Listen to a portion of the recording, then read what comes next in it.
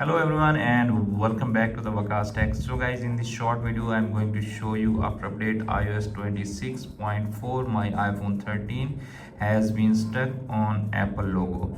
So in this video I will show you how you can fix that without any computer. So let's start video without wasting any time. First and basic method is press volume up button and press volume down button and press the power button until you see the Apple logo again on your iPhone screen and iPhone is forced to restart.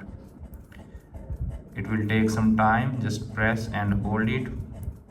If you can't see again the Apple logo, still press volume up button, then press volume down button and press the power button at the same time and wait for some seconds.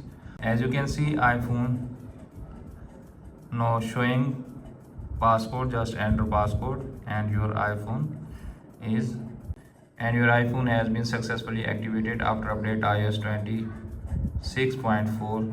Hope this video is helpful for you. If the video is helpful for you, don't forget to share and subscribe my YouTube channel and press the bell icon for upcoming videos notifications. Thanks for watching.